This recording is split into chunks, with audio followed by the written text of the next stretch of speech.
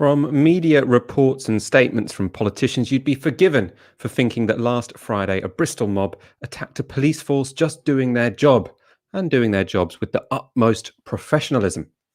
Actual footage of the protest tells quite a different story. We'll speak to a local journalist who was on the ground to find out what really happened on Friday night. As you've just seen as well, as ever, I'm joined by Ash Sarkar. Thank you for not cancelling on me to spend your Monday evening with 6 people in a park in the sun. It's the first time you will have been allowed to have done that for months now. So I really appreciate you staying in for me, Ash. Well, luckily you're my only friend, Michael. That's what I like to hear. That's the kind of dependence I like to sort of generate among people. You really respond well to neediness. You really exactly. It's why I get up in the morning. We have loads of good stories for you tonight. We are, as you've heard, talking about those protests in Bristol. That's our main story. I'm going to go through the latest coronavirus news that was delivered by Boris Johnson in his new £2.6 million briefing room. The Northern Independence Party hope to challenge Keir Starmer in Hartlepool.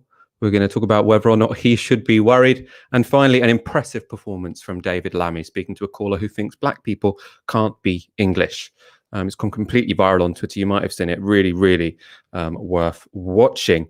As ever, if you want to get in touch with us, let us know your thoughts about anything we're talking about. Do so by tweeting on the hashtag TiskiSour. Now, on Friday evening, Bristol saw its third protest in a week against the draconian policing bill. Around 1,000 people marched around the city against the advice of authorities before beginning a sit-down protest near the Bridewell police station. Now, that sit-down protest lasted for around 3 hours. Then at 10 p.m., police decided to clear the street. Now, to do so, they used quite an extraordinary level of force. And we've collected some of the videos from social media, which give an idea of how the police interacted with protesters. So first, we can see scuffles which lead to cops using the sharp end of their shields to whack demonstrators. What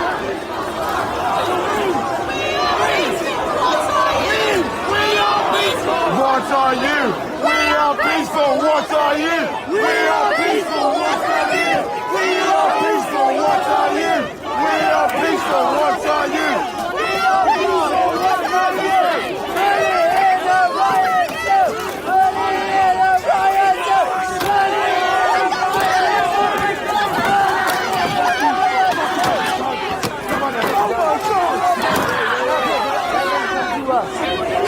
Come to us.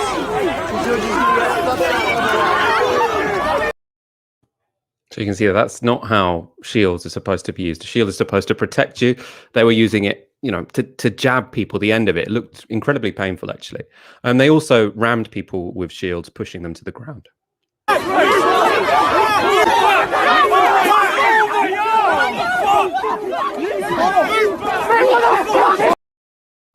That one's really, every time I watch that, it shocks me, actually, just the force with which that lady is pushed to the ground. There were also videos which were separate from that sit-down protest, or presumably just down the road. And this one has been much shared because it was an assault against Matthew Dresch, who is a journalist at the Daily Mirror.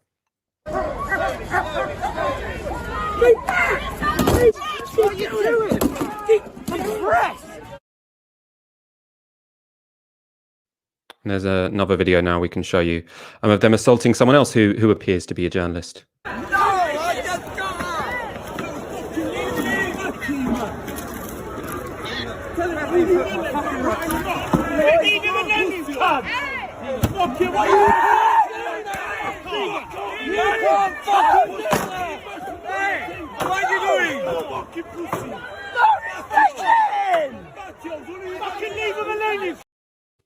I mean, I think actually the reactions of bystanders is really telling, because they are the people, they're from behind a fence. They're not there on the protest.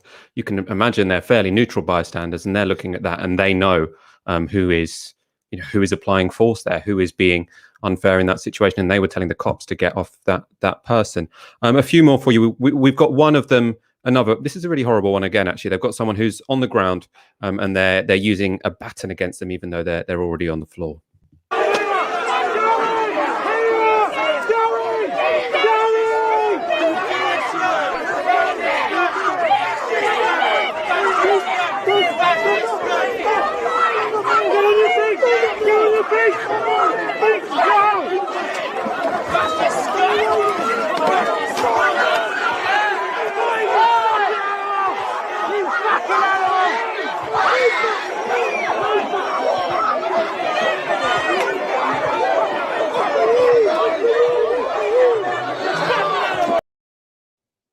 Yeah, lots of, I mean, batons and shields were the main weapon of choice. We did also see lots of animals deployed, horse charges. I'm not sure if anyone got hit by a horse. There were some dogs who I saw a couple of images of them bite protesters. This deployment of a dog, though, did backfire. Watch this one closely.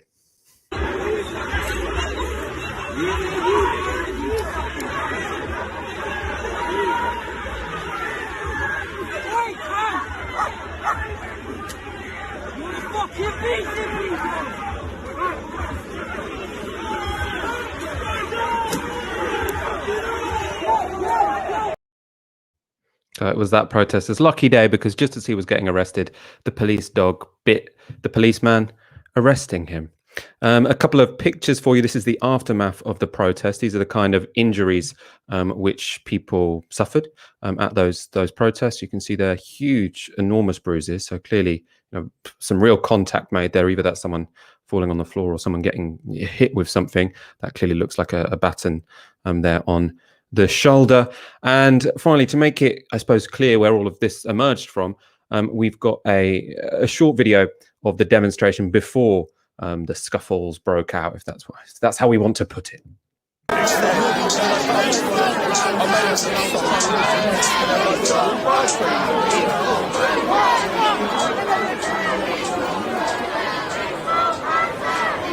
Shields up, guys. Now, to discuss how that sit-down protest led to such violent clashes, I'm joined by Adam Cantwell-Corn, co-founder and coordinator at the Bristol Cable, who have probably been doing the best coverage of these protests so far. You have to say thank you to your colleague Alon Avaram, whose many of his videos I used there in our introduction. And so, Adam, I wanted to get you to talk us through initially, because you were there obviously on the ground. How did those interactions between police and protesters develop on Friday night? Sure, yeah. Evening. Yeah, so I was there with my colleague Alon, and we've been covering the protest on Sunday and Tuesday previously. And on Friday, I took over from a couple of other my colleagues who had been on shift earlier on in the day. And we arrived, and it was basically that scene in that last clip that you showed, where there was the vast majority of people sitting down in front of the police just by the police station. That was the site of the incident on Sunday previously. At that point, there was just people like singing, like chilling, like chanting, and like a number of people standing up, but like they were at the back, like on the fringes of the protests, but like in the middle, and arrayed in front of the police lines was just actually a really big crowd of journalists who had all obviously wanted to come down to cover this after what happened earlier on in the week. And then the vast majority of people were sitting down. I did see like a couple of eggs thrown from unknown people from behind, and there was a couple of beer cans as well that were thrown towards police lines. But other than that, there wasn't anything between the protesters who were sort of like actually facing and sort of like in the vicinity of the officers. Then as you say, around 10, there was this kind of like stirring behind the police lines. They started to sort of like amass, get geared up, and then basically they proceeded to sort of like wade into the crowd using the shields, as you identified, as you spoke about in the videos, the test to, as weapons and batons as well, and basically would do this sort of like push. And like people were trying to sit down, and people were going, sit down, peaceful protest. And people kept trying to sit down. And then the police would sort of like advance like 4 or 5 more steps, swinging their shields and batons. So people would get up and retreat. And it was quite chaotic. And there was a lot of screaming and shouting. And then the police would halt. And then people would be like, sit down. And then the police would do like another wave. And I think that happened maybe like 3 or 4 times, and by that time it sort of like moved out into a sort of like wider street area by the shopping center, and then basically everybody, and then the horses moved in, and then basically the whole sort of like protest like broke up and dispersed. And that's where there was like a number of different sort of like standoffs or altercations, horse charges, dog charges at a couple of different sites in the vicinity. So looking at the videos on, because obviously you've reported on all these protests, I haven't been at any of them. So my experience of them has just been via social media clips. And basically, to me, Sunday it looked ambiguous. Last Sunday it looked like it was a difficult policing situation. There was sort of some aggression from both sides. The police seemed a little bit overwhelmed at times. Tuesday, then it seemed like it was actually a very peaceful protest. There wasn't as much sort of aggression and the police massively overreacted. And then on Friday night, it seemed like the police just went completely wild. And to me, what it looked like is that basically the police had thought, look, we were humiliated last Sunday. What we're going to do is we're going to take it out on anyone who stands remotely in our way. And it seemed to me almost a sort of like quite an emotionally violent reaction, like a kind of like a gang who were fighting back at someone who embarrassed them the week before. Do you think that that interpretation bears true to what it felt like on the ground?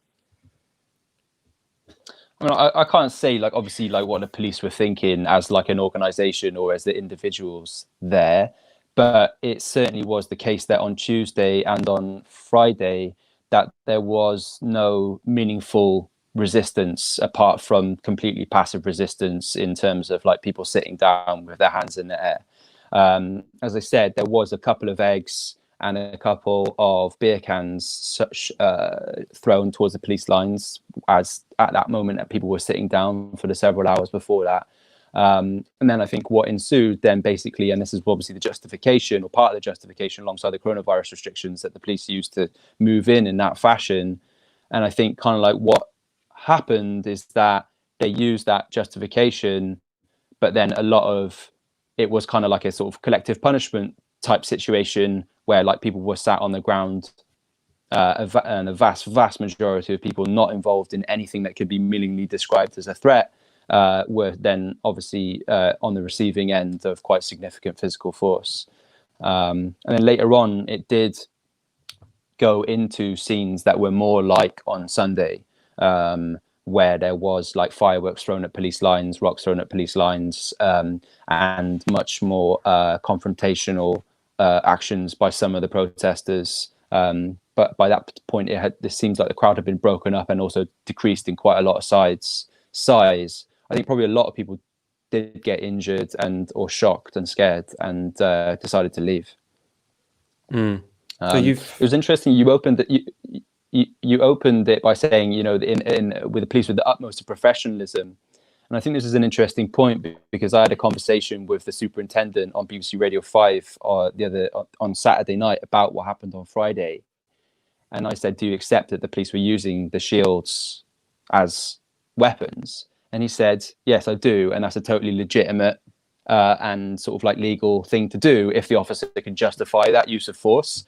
So there's a question here about like what, you know, counts as professionalism, and in many ways the police have defended that as professional practice and presumably totally justified. It's not just the police who have defended it. I want to go to a Priti Patel statement. So in response to the images that were coming out of Bristol, Priti Patel, the Home Secretary, tweeted, "I am disgusted by the disorder in Bristol and the violence being directed towards the police. I'm in no doubt the silent, law-abiding majority will be appalled by the actions of this criminal minority. Despite repeated warnings to disperse, it's clear these thugs were only intent on causing trouble. I am receiving regular updates and the police have my full support." Now, for people who were, you know, looking at those videos on Twitter, on social media, that would have been quite a shocking statement. She's clearly calling, you know, you're seeing people there sitting with their hands up in the air saying peaceful protest. She's dismissing them as thugs. You're seeing the police who are whacking people with batons, who are lying on the ground. She's saying the police have her full support. And then this very sort of Richard Nixon-like appeal to the silent, law-abiding majority. Now, I said people who were watching videos on Twitter, they would have been shocked by what she said. People who just get their news from the BBC would think that what Priti Patel said was completely legitimate, quite likely. This was the tweet that BBC sent out. UK PM Boris Johnson describes protesters who threw bricks, bottles and fireworks at police in Bristol as a mob intent on violence after third night of protests in the city. Now, you might say to me, that's just them reporting what Boris Johnson said.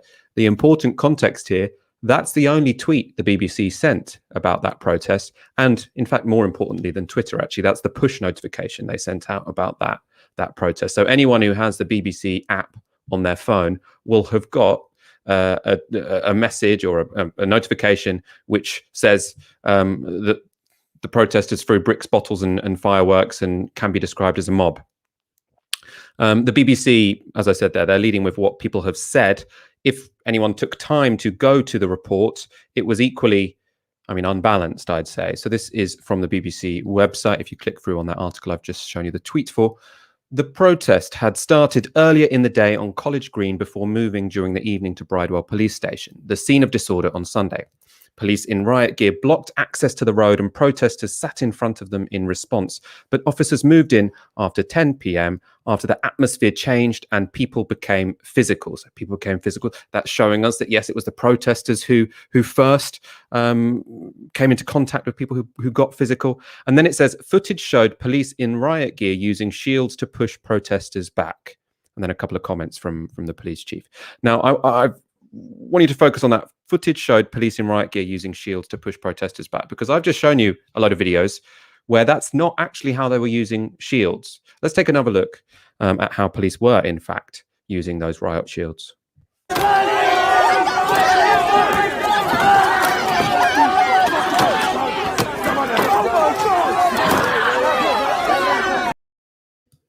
Now, as Adam said, police may or may not defend that as being legitimate, but it's certainly not pushing someone with a riot shield. That's whacking someone with the hard end of a riot shield. Ash, I want to bring you in at this point because I know you've been writing and thinking about how the media report police actions and protests and how there is quite a smooth pipeline between the police and media organizations, which mean that even when there are sort of videos going around on social media which are showing us what actually happened, the smooth pipeline between police and media means that often misleading portrayal gets put forward in the mainstream to people who are consuming this via mainstream channels. So what you've got to do is, I think, look at all the different elements to this. One is a long-standing tradition of journalists being used as PR mouthpieces for the police when they are facing criticism for operational decisions. And you could see this with the coverage of Orgreave at the time, Hillsborough, that very famous front page of The Sun, where they'd been briefed by police that Liverpool fans had, urinated on police officers, that they'd attacked ambulances and those who'd come to the aid of people who were, injured or even killed in the crush. Similar story following the shooting of Jean-Charles de Menezes. The police briefed to the press that de Menezes had jumped the tube barrier at Stockwell, to the point that lots of people still believe that to be the case today, whereas he actually very calmly got on the tube just like anybody else. He was shot and he was killed.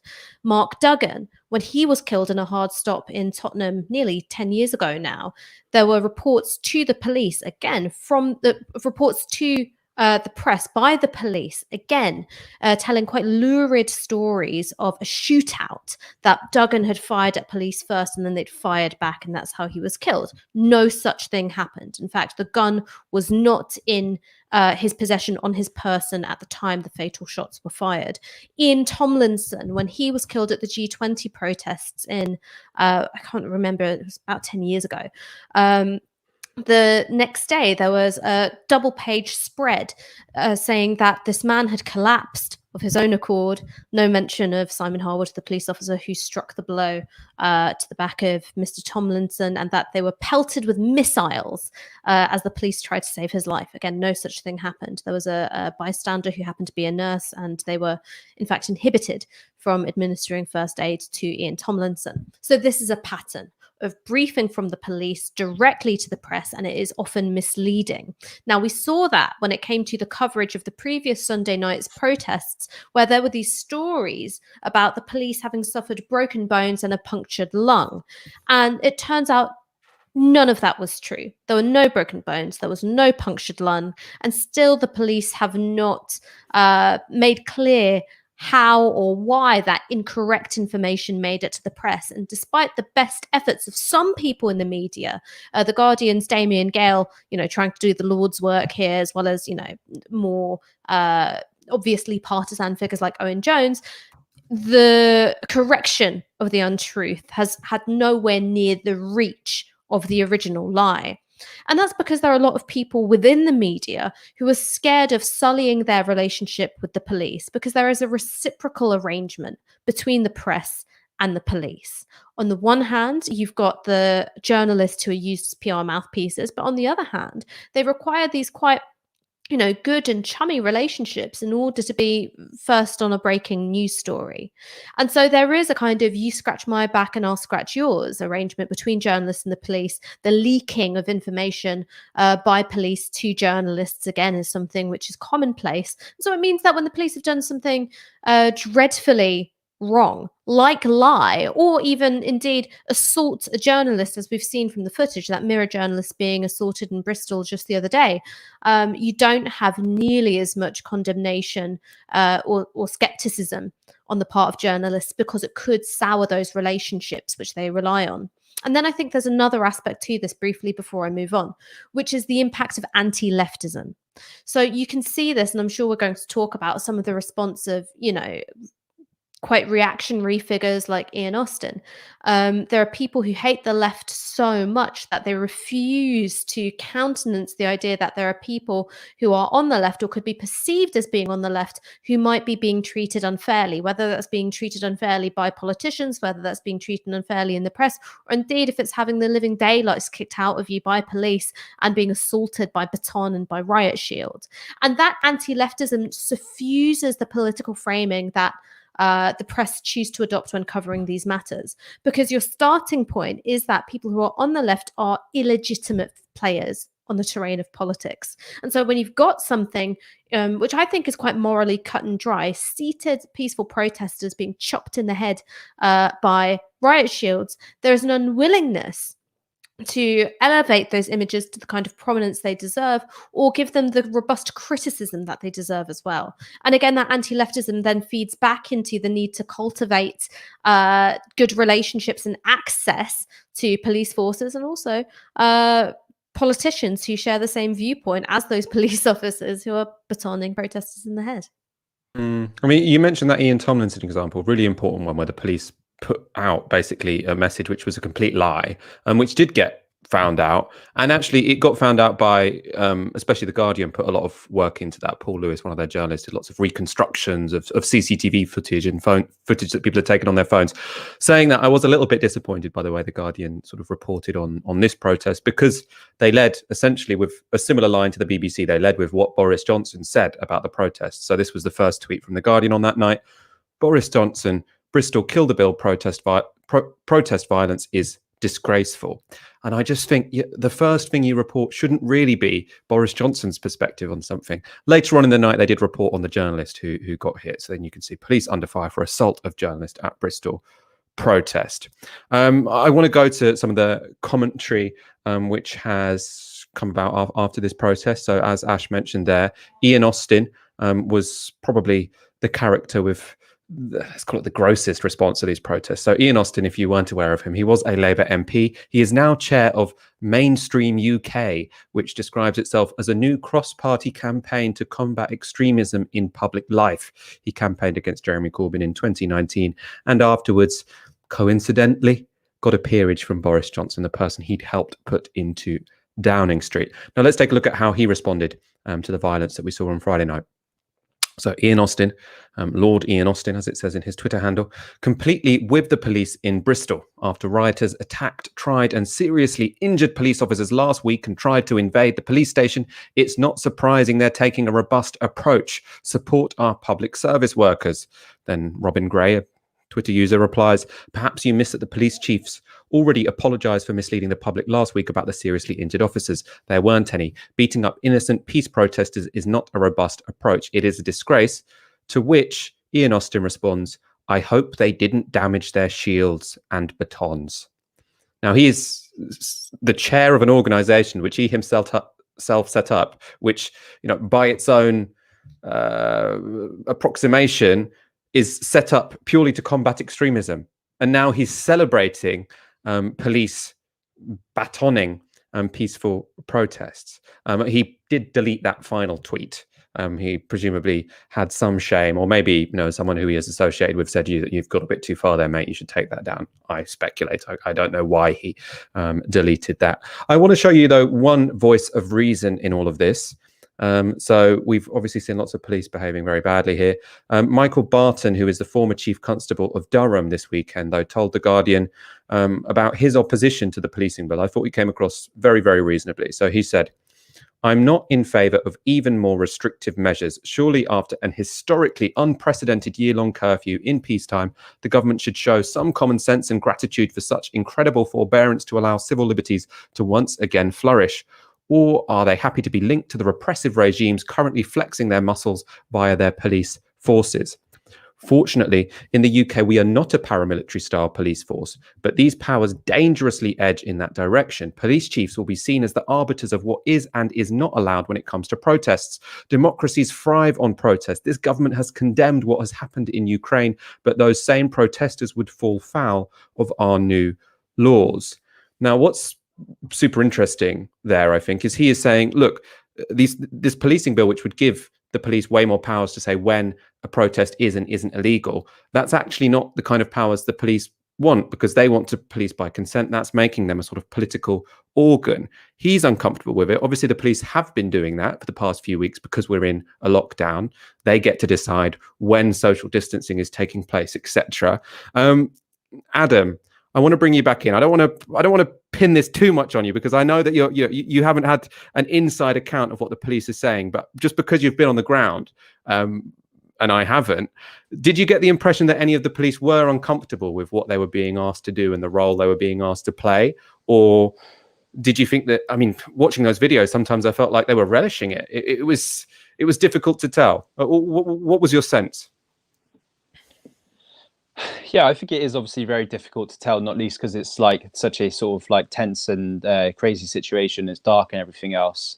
I was struck by one scene though, earlier on before it sort of like kicked off on Friday. I saw a couple of protesters chatting with one of the police officers, and they were having a laugh. I don't know what they were talking about, but I took a photo and tweeted it of the police officer smiling, and they were chatting for quite a while. Literally about 30 minutes later, that officer was one of the officers who was using his shield as a weapon to bring down on protesters who were sitting on the floor.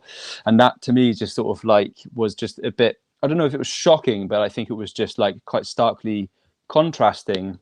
And I guess it probably just made me think like, well, there is obviously this, I think probably quite honestly held, though controversial, belief by a lot of the officers doing that they are, you know, they're enforcing the law, they're taking the orders from their superiors, and that these people have to go. And, you know, and I don't know what happened after that and like how officers will see, you know, the videos that happened. I do know that the senior members of Avon Somerset Constabulary, they reached out to myself and my colleague Alon after an officer from another force that was supporting them on their operation on Tuesday confronted us and physically shoved us around with his shield, despite us identifying ourselves with NUJ press credentials.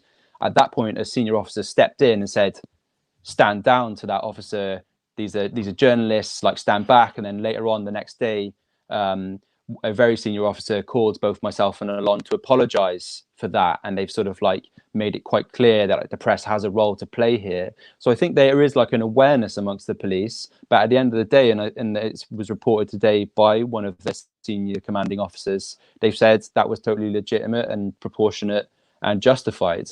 But I do think that what you've said about some officers in police leadership expressing concerns about the bill, that same officer that was leading the protest on Friday, I think it was him or one of his colleagues at the same level of rank, had earlier said in the week, when he was asked, what do you want to happen next? And he said to make protest lawful. And I think this is really instructive, is that like this is being handed down by the Home Secretary, and the police are finding themselves in a position of enforcing the law, and they are doing that with force. But obviously this is a political issue as much as it is a policing one. I mean, it's legal from today, so it is surprising that they clamped down so hard 3 days before protests became legal anyway. Adam Cantwell-Corn, thank you so much for speaking to us tonight. I do recommend to all of our viewers to check out the Bristol Cable, doing a really important service. Also really helpful for us in London to have brilliant local journalists on the ground who are covering stuff across the country. So thank you so much. Thank you. Good night. Ash, I want to go to you quickly on this before we move on to coronavirus and our other stories of the evening on this issue of the police. So I did read out one quote there from one officer who seems kind of reasonable. We've obviously seen lots of officers look pretty violent. Last week, I did have someone reach out to me on Twitter in DMs who said, like, I'm a left-wing cop. There are a few left-wing cops. Look, we think this is a job that needs doing, and we want it to be, less violent than it is. But also, all of the ACAB stuff from the left, ACAB means all cops are bastards, is pushing people to the right.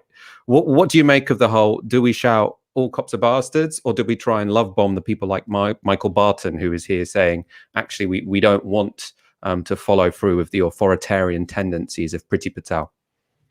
Well, I think that you've got to do what I would call skeptical bridge building. And so you're always trying to build outwards and not just rely on an in-group identity. The point about being on the left, believe in the power of mass mobilization. So the more and more you rely on things which construct an in-group, out-group identity, whether that's particular ways of dressing or presenting yourself or particular rhetorical flourishes, what you're doing is you're kind of saying, this is us and this is you. So I'm not too wedded to the ACAB slogan, even if I've got a lot of sympathy with the fact that it emerges from a structural critique of the police, their role in surveilling and sometimes brutalizing working class communities, and their role in the preservation of the status quo. So I've got a lot of sympathy with where that comes from, and the fact that it's taking aim at a system, and a system which does not allow or facilitate individual officers to act according to the better angels of their nature. However, I think the more you rely on slogans which construct an in-group, out-group identity, the less you're able to do that kind of outward bridge building. But you've got to do it, I think, with a degree of discernment and skepticism. As Adam said, there are police officers who are quite happy to chat and laugh with you 1 minute and then, baton you the next. Something that we saw in the Black Lives Matter demonstrations in the United States. You would have the police in New York or Washington, D.C. taking the knee and raising a fist in solidarity with protesters. The pictures get snapped, they get disseminated as a symbol of, the police taking this moment of anti-racism seriously. And then a few hours later, everyone's getting pepper sprayed, batoned and brutalized.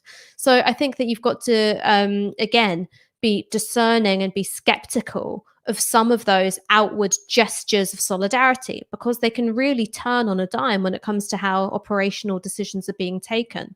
But I think the words of this particular police officer, which is a critique of this legislation, how it works, and a defense of the right to protest, is of course welcome. It's of course welcome. You're not going to get somebody like that over to an abolitionist perspective. And even on the left, an abolitionist perspective is not the dominant perspective of how the police are viewed. And that's fine. We don't have to agree on the end point of where we want policing to go. But if I've got a couple of police officers saying this law is dangerous and we do not want to enforce it, fantastic. Build on that. That is a short-term goal that we can both pursue. When it comes to a wider critique of the functioning of the criminal justice system, we don't have to agree. Was that the phrase? I really like that. What was it? Skeptical bridge building or discerning bridge building? Yeah, excellent. I love it. Fabulous. Thanks to Jane Hayward, who gave us a £10 super chat, and to Jack Edwards with $4.99, who says, keep up the good work, guys. Thank you so much. We will. Keep watching. Next story. We haven't talked about coronavirus a while, so we're going to take you through the latest updates now, quite briefly. So today's number 10 COVID briefing was the first to be held in the new £2.6 million briefing room. Boris Johnson was, as to be expected, celebrating the fact that the lockdown is being slightly loosened today. And I want to congratulate the members of Ilkeston Cycling Club in Derbyshire that set off at midnight, the swimmers who broached the chilly waters of the Hillingdon Lido at the crack of dawn, and more than anything, I know how much it will have meant to millions of people to have joined someone else for a cup of tea in the garden. And I must stress that it's only because of months of sacrifice and effort that we can take this small step towards freedom today and we must proceed with caution. It's great to see that yesterday we recorded the lowest number of new infections for 6 months. Deaths and hospital admissions across the UK are continuing to fall. But that wave is still rising across the channel, and it's inevitable as we advance on this roadmap that there will be more infections and unavoidably more hospitalizations and sadly more deaths.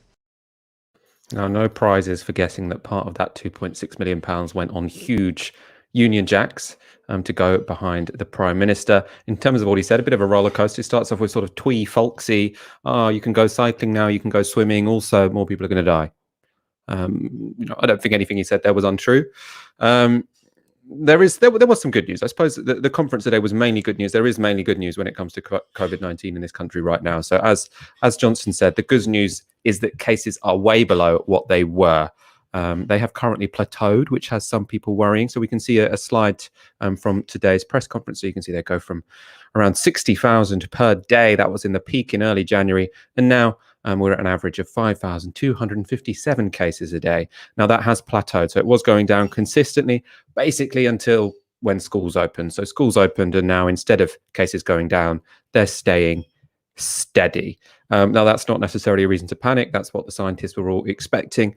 In terms of a breakdown of age, we can see here that uptick is being driven by school age children. So schools went back on the 8th of March. This data from the ONS goes up to the 19th of March. You can see there a slight uptick in primary school age children, a slightly bigger one in secondary school age children, and then some in people who are the age of parents, essentially. So yeah, some uptick. We'll have to keep an eye on the data, but no reason to panic at this point in time. Chris Whitty was quite clear that even though we have vaccinated over half of the population, we still can't relax. I thought this was a very explanatory graphic, which the chief medical officer showed us. So you can see here on the left is the age distribution of COVID deaths. This is graphic 9C. So you can see there nearly all of the deaths are coming from people above 50. Above 50s are the people who've been vaccinated now, but nearly all of the cases, or the majority of the cases, come from people below 50. So if we go back to normal now, you'll very likely have new surges, which will mean a lot less hospitalizations than the last time that happened, but we could get variations, which is a real worry. When it comes to variations, of course, borders are the real issue. Chris Whitty at that Downing Street briefing today warned that that's what we should be worried about, especially when it comes to Britain's borders. For the UK, there are two risks. There's always a higher risk. If any country's got a higher rate than you have, then there is a risk of net importation of COVID. But the much bigger risk, and the one that we're all concerned about, is the risk of variants of concern. These are COVID variants which might, and I want to stress the word might, have a problem with the vaccine where the vaccine is less effective against them. And so the main thing we're concerned about is the risk of importing into the UK variants which could have a reduced effectiveness of the vaccines we're currently using. Now, in the long term, there would be ways around that, but in the short term, that is the principal thing that's driving concerns about border issues at this stage. You can see why there is a worry. That's because cases are currently really lifting off again in Europe. They're getting a proper third wave. We can see here a comparison between cases in France, the United Kingdom, and the European Union as a whole. As you can see there, Britain, we'd really peaked at the beginning of January, but it's been all the way down since then. And France is now having quite a severe uptick, which is one of the reasons why it's quite tasteless when you see people on Twitter bragging that our vaccination program is going so much better than people on continental Europe. Because, yeah, fine, it was annoying that Macron said that maybe the AstraZeneca vaccine doesn't work, but this is going to lead to death. So, I think some sensitivity around the issue would be appropriate. In terms of the issue when it comes to Britain, especially, we are worried about importing new variants. Again, and we have some worrying data from France. This was a map tweeted by Adam Cantwell-Corn, who's an epidemiologist at London School of Hygiene and Tropical Medicine. And here it's showing us the distribution of variants of concern. And these aren't the UK variant, which we've already got. These are variants of concern, which we're worried will bring about some vaccine resistance.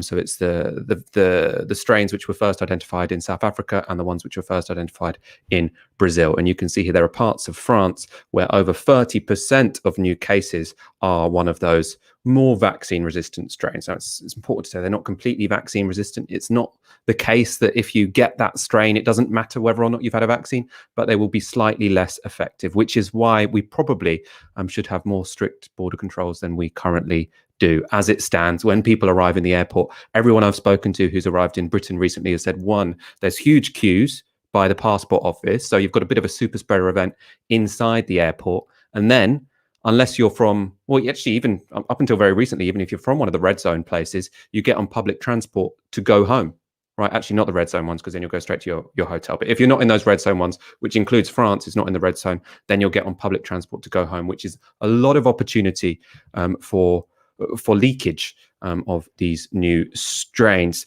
Ash, I want to bring you in, actually, not so much on coronavirus, but and not necessarily on the decor of that room as well, because this isn't changing rooms. We're not here to just judge the color of the dark blue and the panels and the flags.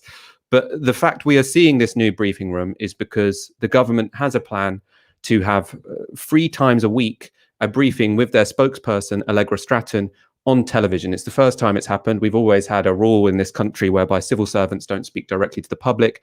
They've decided they want to go down the route that you have in the United States, where you've got a press secretary who does very high profile daily press conferences, or bi-daily or whatever, every 2 days press conferences.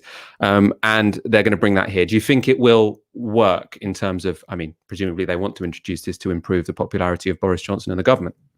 Well, I guess we'll see. And I think the reason why they're doing this is because they think that an American-style media ecology around the governing party will suit the Conservatives. And I think that there are multiple aspects to this. One is, of course, the spectacle.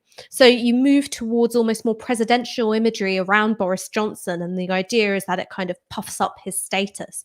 But two, I think it also goes hand in hand with the kind of commercialization of our broadcaster media. The fact that you do have the emergence of new television outlets which are going to be intensely sympathetic towards the government, and which also present something of a threat to the BBC. I think you have all those things together, plus a government which is also quite happy to present itself as a mouthpiece in the culture wars, as another, valiant fighter on the terrain of culture wars, that I think that they think this will suit them very, very well. Also, when you do look at the colour scheme, or the blues, or the union flags, it's something which looks like it could be straight out of Conservative Party conference. So if you have imagery which more closely twins in the popular imagination the Conservative Party as a party, and the state, the institution of government itself, then they think it's going to suit them. I mean, they obviously think that it's going to suit them. Otherwise, they wouldn't do this. We know this is a government who implement policies when they think it's going to benefit their own electoral hopes, not because it's, to create better understanding of political life. And so there's more direct communication between government and public. No, it's because Boris Johnson wants to have more direct influence over the press, which means getting his spokesperson directly on TV. I don't know why he thinks it's needed, because obviously Laura Kuenssberg normally does that job. But anyway, they've made this decision. Let's move away from the government and the Conservatives to Labour. First of all, Michael Deary with £5 says, I worry anti-vaxxers will ruin it for the rest of us. My dad is using any excuse to avoid his, like it's the plague rather than cure for the plague. Oh, I'm sorry to hear about your dad. That sounds incredibly stressful. I don't know if I have any advice to tell you how to persuade your dad. In terms of the general point, I'd say I'm not, the confidence in the vaccine in this country is higher than anywhere else. The uptake has been incredibly high. We did get some worrying information today from, I think it was the Office for National Statistics, which shows that actually there is quite a uneven uptake when it comes to different communities, especially in terms of ethnic minorities, partly because of a lack of confidence or suspicion of the state, often quite rightly, although it's not warranted in the case of the vaccine. So I think in general, vaccine skepticism is not going to ruin it for the rest of us, but because of the unequal uptake of the vaccine, it could create new inequalities in terms of the consequences of still having a little bit of coronavirus around. So some reassurance there, also some more things to worry about.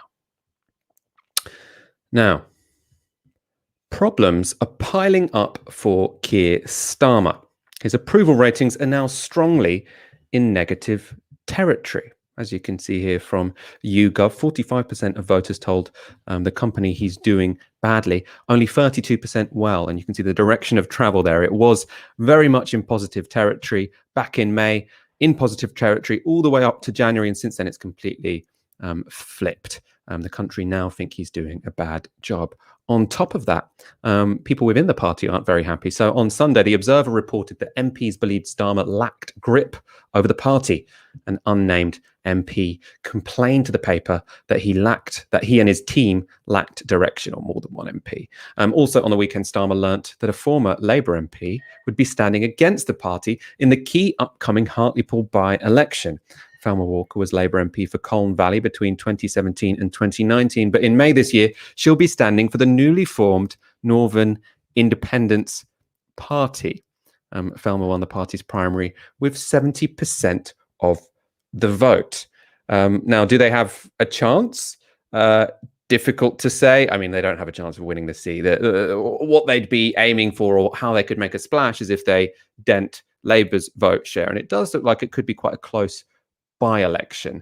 So the only polling we have for Hartlepool at the moment is not a poll of voters within Hartlepool. It's an MRP poll. So that means they poll a broader section of the country, and then using the demographics of people, guess what the vote share will be in Hartlepool. And according to Focal data, Labour 39% and the Conservative 36%. So a 3-point difference. So that will cause problems for Labour if the Northern Independence Party get more than 3, presumably.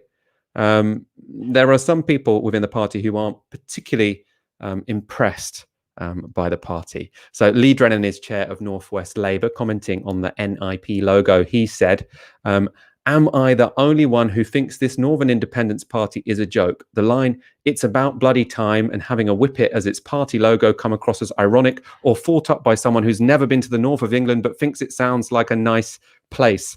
And Kim Johnson says in response, and patronising in the extreme, only missed out the flat cap on the whippet.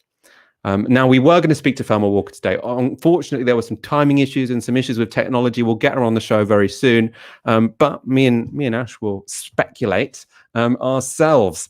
So, Ash, what do you make of this? Do you think the Northern Independence Party will cause problems for Keir Starmer, or is Lee Drennan right that they're a bit of a joke?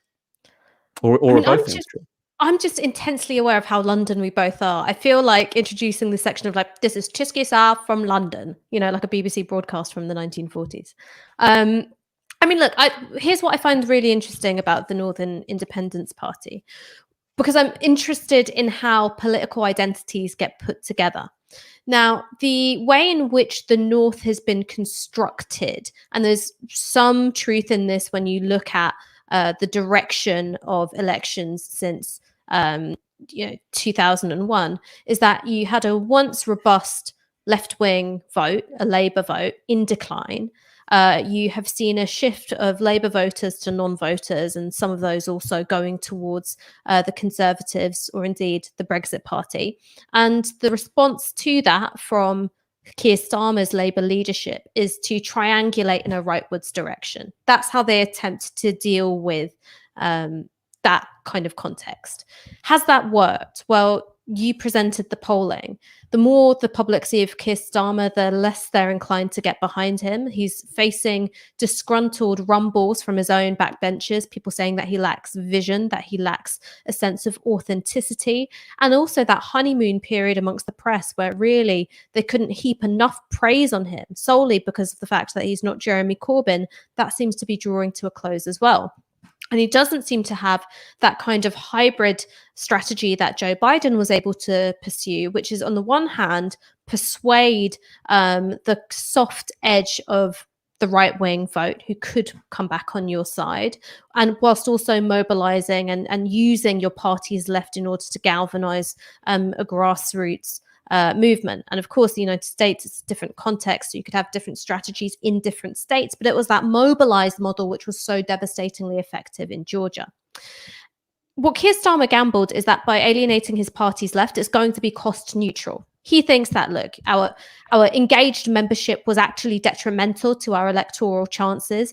The Labour identity, when it was being defined by Corbyn, was unattractive to the cohort of older voters in the North and the Midlands. So pissing off the party's left won't matter. And one of those people that was intensely disillusioned by Keir Starmer's vision of Labour was, of course, Thelma Walker. So you've got this kind of confluence between young progressives who so far tend to be a bit more concentrated within northern cities rather than in towns. People who have been alienated by and even, aggravated by Keir Starmer and his management of the party. And now the real test is whether that confluence of interests can be matched by serious on-the-ground organising and ground game. There hasn't been much opportunity to see what that's going to be like because of coronavirus and limiting the amount that people can do in real life.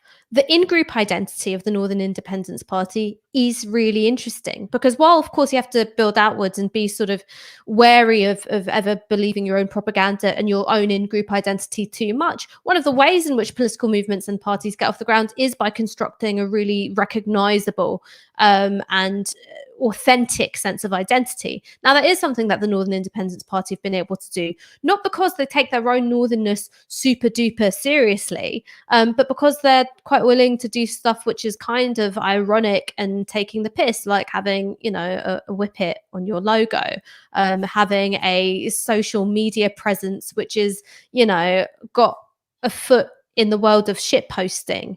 Thelma Walker is, of course, not a shitposter. She's someone with a digital presence who takes politics very seriously.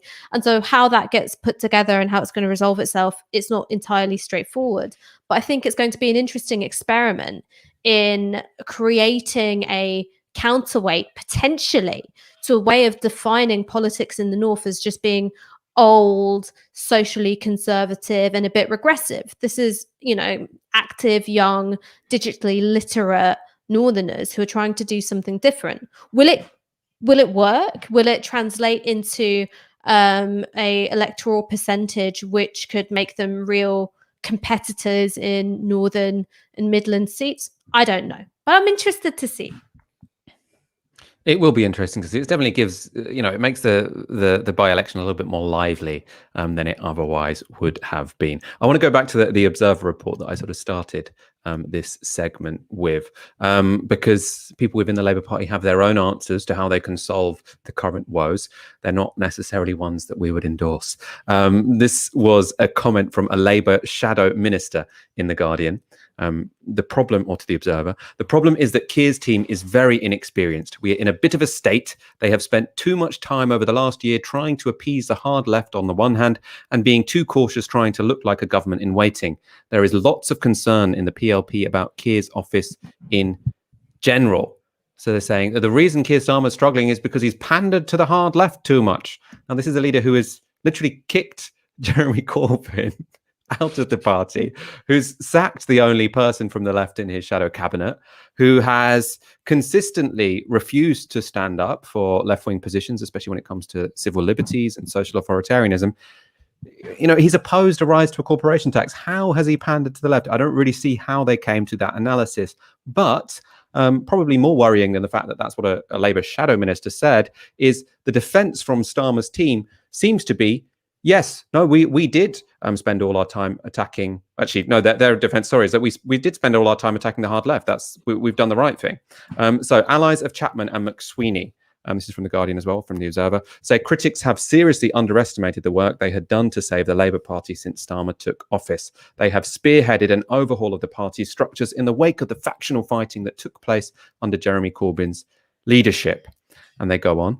Sources said they had been flat out during Starmer's first year, securing a new general secretary, shoring up Starmer's support on the party's ruling National Executive Committee, and trying to improve Labour's organisation in Scotland, where it now has a new leader.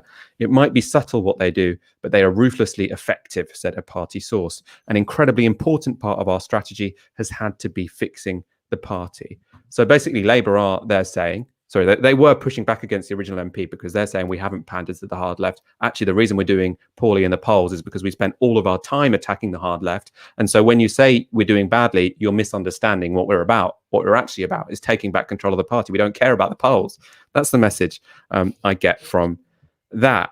Finally, the last bit of briefing we saw over the weekend, again, very, I suppose, informative about the direction the party is going in, is that they are blaming their woes, as well as on, the fact that they had to waste all of this time attacking the left, on the most senior member in Keir Starmer's shadow cabinet, Annalise Dodds, who is the shadow chancellor. Apparently, there are plans to axe her, and Rachel Reeves is the favourite to take over. Now, Ash, all of this points to me that if Keir Starmer thinks, we've underperformed in these local elections, they have set the bar quite low, so I think they could well exceed it.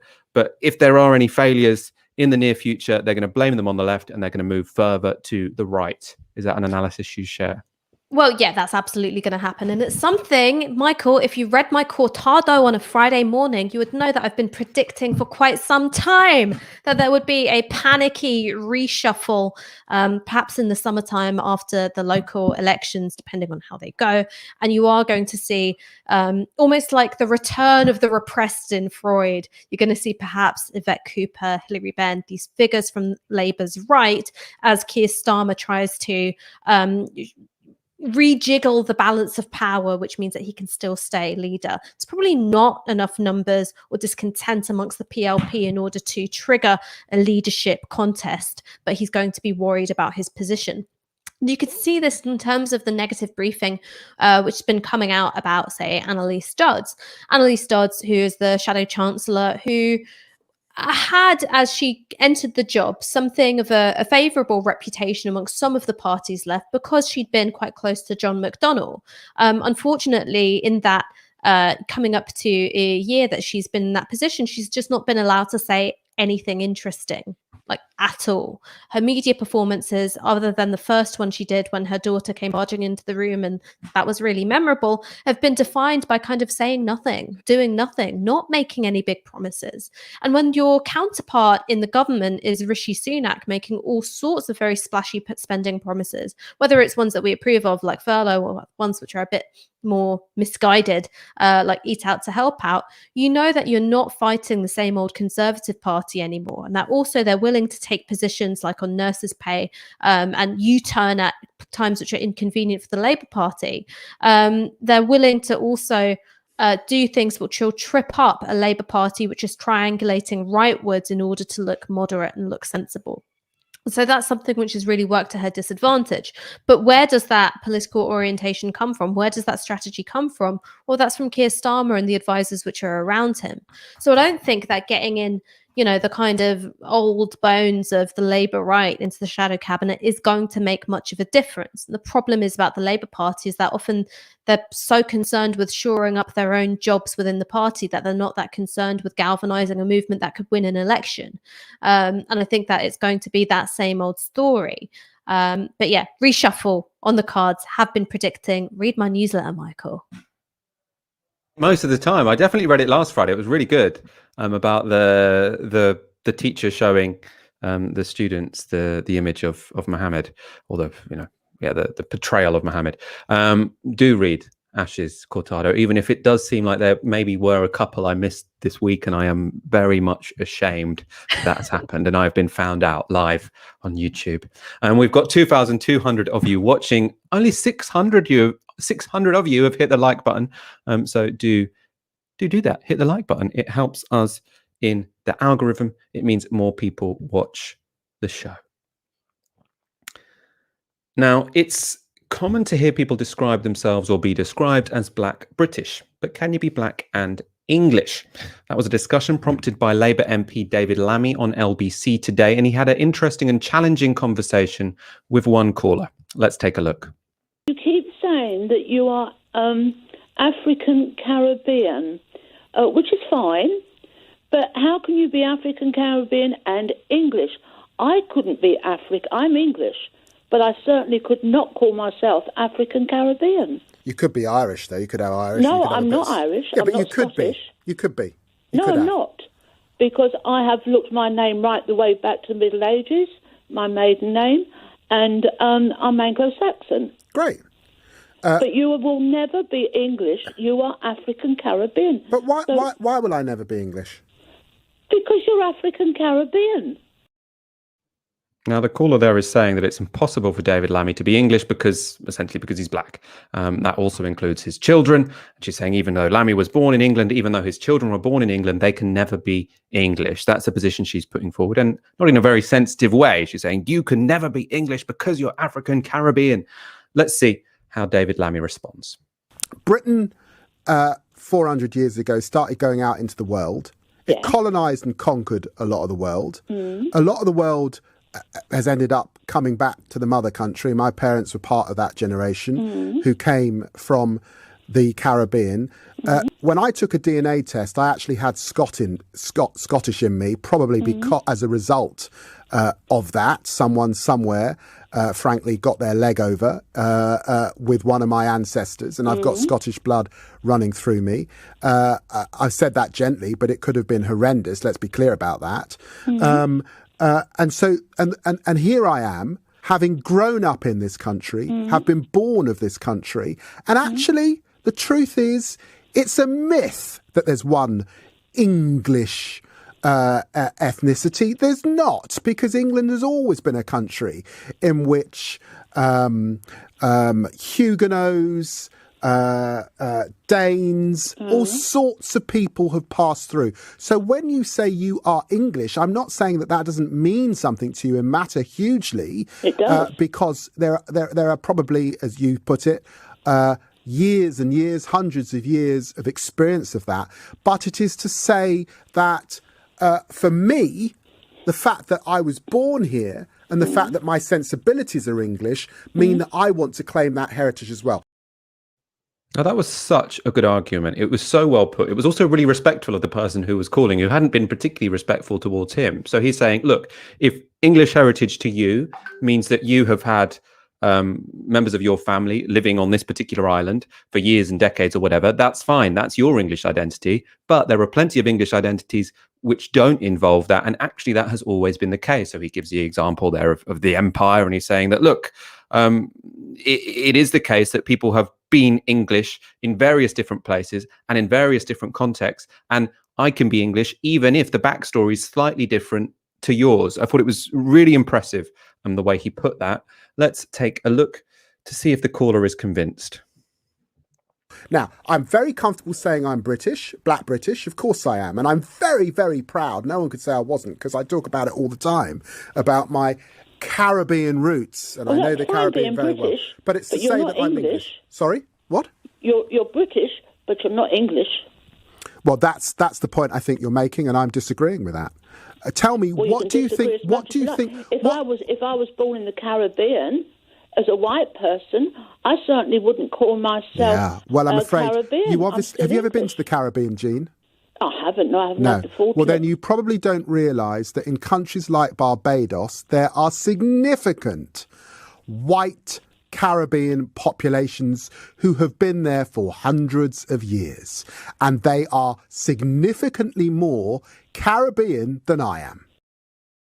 And that was such a good argument and such a good point. And I think it doesn't get said that often, because what you often hear from sort of English nationalists is that, look, we're not racist. We just think that we should have a country which is white and they can have a country which is black. Everyone else gets to have an ethnically homogenous country. Why can't we have an ethnically homogenous country? And what it completely ignores is that actually there are loads and loads and loads of countries which are way more ethnically diverse than Britain. This assumption, oh, Britain is this really multicultural place and everyone else gets to have ethnic homogeneity. Obviously, I don't think ethnic homogeneity is a good thing, by the way, but arguing on their own terms, much of the Caribbean, Brazil, the US, all way, way more diverse in terms of heritage and race than England is, right? So I think that was so well put. And clearly the caller just hadn't really thought of that. She'd assumed that when she's talking about the Caribbean, everyone is what she thinks of as a Caribbean person, which is someone with the same skin tone as David Lammy. Actually, he tells her that's complete nonsense. You've really got the wrong end of the stick there. Now, let's keep watching, because you're probably not going to be surprised, but she does get really racist. And again, you're not going to be surprised because David Lammy deals with it really well. Well, all Didn't I know can that, say did is you? the whole world is polluting everybody the way it's going. What's that phrase, polluting? It is. Why is it polluting, Jean? Because you are what you are. You are where you are born. But hang on, Jean. Your inheritance. It's your inheritance. Jean, I can tell that you are more senior than I am in age. So I want to be polite. No, don't do that. In this conversation. Well, that's how I was brought up, that you're polite to your seniors, Jean. But what I'm saying is the word pollution. Where's that word pollution come from? It's a very negative way. Well, I'm sorry for that, but it is negative. It's a negative way to describe the fact that people meet one another, they fall in love, they have kids, they move borders, sometimes through war, sometimes through economic reasons, and they become what they become when they are of that country. And just as you can be in America, and you can be African American, or you can be Italian American, or you can be Irish American. How is it that here in England you can only claim that Englishness effectively, Jean, if you are white? No, really, really well put again. I want to bring in Ash here because, I mean, as well as, I was just looking at it and saying that was a very well done argument by David Lammy there to quite a, it seems quite a racist caller. What do you make of the broader issue there? Because what David Lammy is doing there, which is to say, no, Englishness can be an inclusive identity. It doesn't have to be tied to whiteness. To some degree, cuts against what some progressives say. Because I often hear people on the left say, look, no, Britishness is an inclusive identity. That's why we're more comfortable with it than Englishness. And Englishness, they say, no, Englishness is quite white. And that's why we're not comfortable with it. I mean, what strategy do you think is right to say that, yes, Englishness is racist, so we should reject it, or do what David Lammy is doing, which is fight for an inclusive Englishness? Well, okay, first I'm going to quote somebody surprising. I'm going to quote Enoch Powell, who I actually think was right on this thing, which is that the life of nations is lived largely in the imagination. So rather than trying to find something fixed and unmoving and true, the question we always have to ask ourselves is, how is the nation being symbolized, imagined, constituted, and thought of? And that's something which, of course, has got latitude as well as constraints. And I don't think that politics has dealt with that hybridity very well. And when I want to find interesting answers to this question of Englishness, Britishness, people of colour and diaspora, I don't turn to politicians. I turn to artists, and I come back again and again to one of my favourite MCs, AJ Tracey. Are you an AJ Tracey fan, Michael? If I sort of lie and say I am, you're going to quiz me and I'm going to embarrass myself. So yes, I would. I was going to be like, and what's your favourite AJ Tracey? I'm going to say probably I would be if I was more, if I knew more than I do. You've embarrassed me now. Anyway, finish your point, please. Well, one of my favourite songs by AJ Tracey is called False Nine. And I really recommend, even if grime is not your thing, listen to the song False Nine, because there's this verse, which is essentially like a Stuart Hall verse, right? It starts with, I play for an England squad and I'm with an England squad, goes on and on and on. And then it's like, in Trinidad fam, I'm the English fob, white Air Ones and an English top. And it's about not saying I'm English, I'm white. And it's also not saying I identify with a very narrow definition of Englishness. It's through the lens of a English art form, i.e. grime, which has come from diaspora cultures and also has its origins in jungle MCing. Through that, combined with the diversity within sport and sportswear culture, defining in Englishness, which is also outward looking, hybrid, Trinidadian, Black, all of these things. And so rather than trying to close down, I think, these questions and produce these exclusionary categories, what he does within this verse is sit right within them and celebrate them. And so I think that this is what I mean by there's a certain richness and peace with indeterminacy that art can produce when it comes to addressing some of these questions about Englishness versus Britishness. And when we're coming back to this question of, the lives of nations being lived largely within the imagination, well, these are the things which I think create some of the imaginative space. Now, just to sort of talk a bit about national identity, ethnic identity, and racial identity, one of the things which I think Stuart Hall, again, one of my favorite theorists on this, so correctly identified is that there is an assumed racial content within how we conceive of as Britishness. And Britishness itself is sort of seen as merely the extension of Englishness. And that's a reason why you do have nationalist movements in Scotland, in Northern Ireland, and in Wales saying, well, we don't want any part of Britain at all, because that is just English domination. And there is also a sense that England has never really engaged with its own identity outside of their history of domination and expansion and projection across borders, starting with its own internal colonies. So I think that's why these questions become so fraught, especially when you add race to the mix. For me personally, there's no other culture which could have produced someone as obnoxious as me other than England, right? It's also something which I find so funny, which is when people say, oh, Ash Sarkar, you hate Britain. You know, I did 2 useless degrees. I did 2 English literature degrees, and it's because I love the English language, because I love English literary history. And I also love formerly colonized, and indeed at the time colonized, subjects who took that English language to articulate resistance to the British Empire. I love that. Except I don't feel the need to essentially litigate or argue the extent of my Englishness with idiot racists, because precisely they're idiot racists. What I would rather do sit within that indeterminacy in a way that AJ Tracy does, in a way which is just so dynamic and so fun, and experience it. I don't have to argue it with tossers. I mean, in a way, I'm quite in favor of arguing with tossers. You know, I saw, you know, one of the big sort of social media responses to that was it was irresponsible for LBC to allow that person on. Why did David Lammy, you know, bother with the argument instead of cutting her off? And I think my position there is, look, even though, you know, I don't think anyone should be forced to subject themselves to that kind of conversation. Of course, you have every right to say, I'm not having this conversation.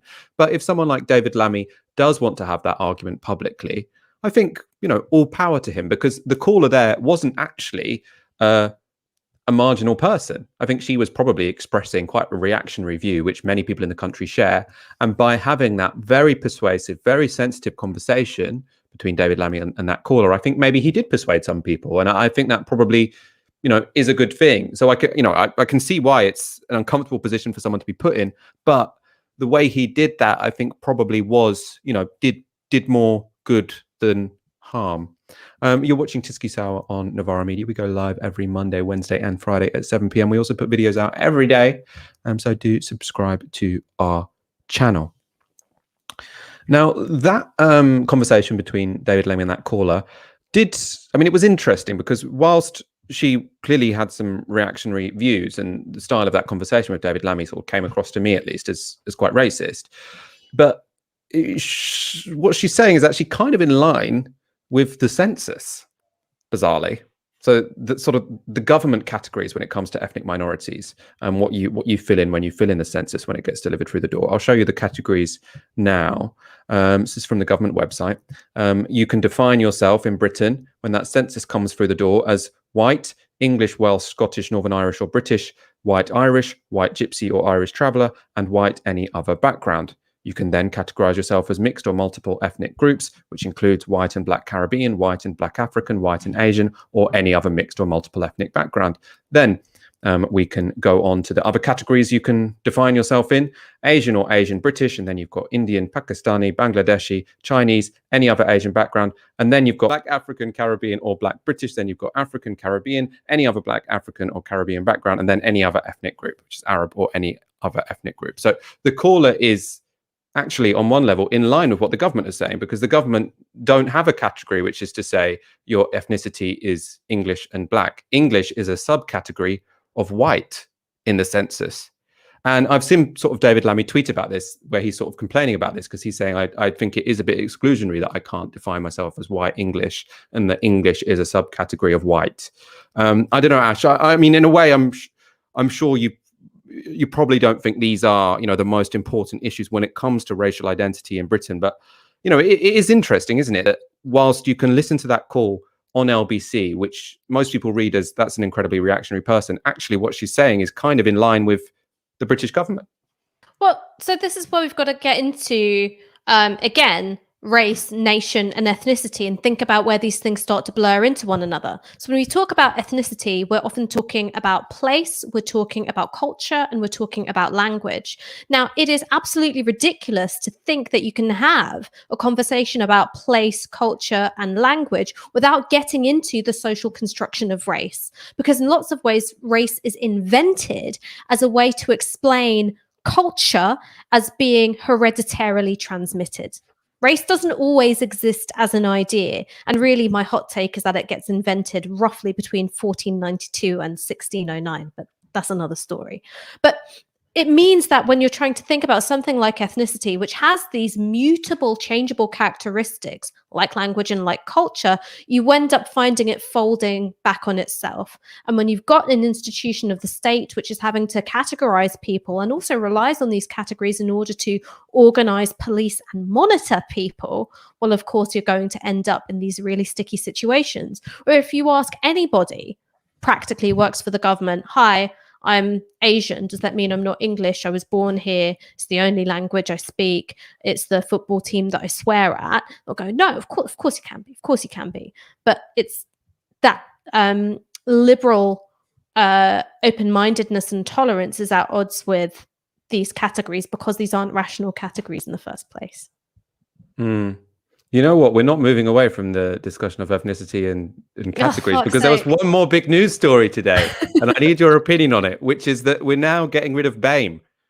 So today, the Telegraph reported that the Commission on Race and Ethnic Disparities, which was set up in the wake of the Black Lives Matter protests, will advise the government to scrap the use of the term BAME. Now, BAME stands for Black, Asian and Ethnic Minority. In that piece, they explained this was briefings, I suppose, from that commission because they haven't yet released their report. One concern of the commission is understood to be that the blanket term masks the much more complicated picture of different lived experiences of individual ethnic groups. Another is that companies increasing the number of BAME staff they hire then feel there is no need to tackle other systemic racial problems, inadvertently curbing progress. And later in the piece, they write, the report is expected to argue that using the term alone can hide major differences in outcomes between ethnic groups as well as people within the same ethnic group. It will argue for a more multifaceted approach, which, if adopted, would put greater focus on tracking the outcomes of individual ethnic groups. In 2019, figures from the Department of Education's National Pupil Database showed that Chinese students were 2 years ahead of their white British peers by the time they finished their GCSEs, while Black Caribbean students lagged behind. Now, Ash, this is something actually I've heard sort of people complain about the BAME sort of label from the left often, especially because people think it sort of masks anti-Black racism because people can, I mean, here it's saying that actually sometimes people of East Asian origin are doing better in school, and then the BAME statistics can ultimately be misleading and hide the extent of racism, you know, experienced by certain groups in certain contexts. At the same time, this is being put forward by you know, an organization which was really complained about at the time when it was created as basically being a distraction and the Tories trying to rewrite what racism was in Britain. What do you make of this recommendation that the government abandon the term BAME? Well, I've been pronouncing it BAME all this time, like Lammy. Wouldn't then it need a little dash?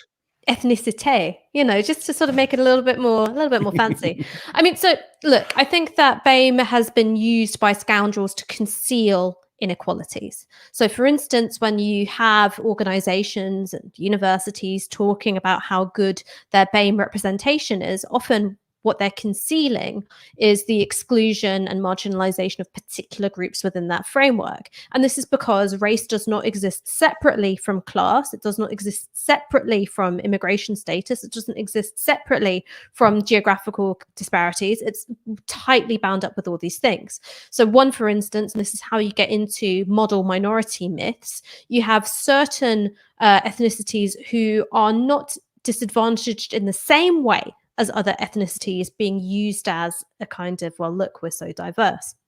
Really good examples of this would be within the South Asian community itself. The experience of class within the Indian community is distinctly different from the experience of class within Pakistani and Bangladeshi communities. And that's something which then plays out in terms of educational attainment, wealth, treatment by police, the criminal justice system, and all of that. that's even within, the South Asian category, and that's before you get into the specifics, for instance, of anti-blackness. So yes, the framework of BAME has been used as a cover to conceal certain disparities. But where I disagree with some of the more critical voices on the left is that it never actually stopped the data from being gathered. So while BAME is a sort of first step way of framing and organizing data so you can compare the performance and experience of racialized peoples against white peoples, there was much more sophisticated data collection going on under that surface anyway. And that's how we know about the specific experiences of not just African and Caribbean people, but African people compared to Caribbean people, and the differences within, say, the South Asian people. So that data was always being collected. What worries me about this, perhaps, is that you've got a government which is responsive to the least radical bits of identity politics. So when you've got a section of identity politics, which is all about recognition, it's all about going, I want to feel acknowledged and seen as part of my individual identity rather than the collective bracket, it's actually fairly easy for a very reactionary, hard right nationalist government to go, well, we respond to you. Because also part of that game is divide and rule and playing groups off against one another. And that's also the kind of role that we've seen in terms of Priti Patel, who on the one hand is very proud of her heritage, very, very proud of her heritage. She's somebody who, will be pictured quite happily in a sari. She is somebody who is quite close to a lot of her cultural roots, but at the same time plays this structural role in disadvantaging particularly working class and less well-off ethnic minorities. And so that's what I mean to be wary of that recognition. And it's, again, also just to think about the history of the term BAME, is something which emerged out of the state trying to recognize, mitigate, and undermine the anti-racist movement at the time.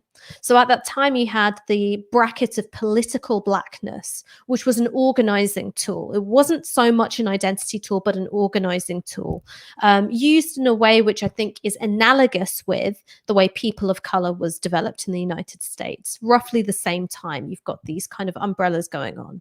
And it was a way of trying to think about the shared experiences of racism, the impact of imperialism, and shared experiences of colonization. Of course, within it, there was a lot of problems in terms of a lack of recognition of anti-blackness within non-black ethnic groups and so on and so forth.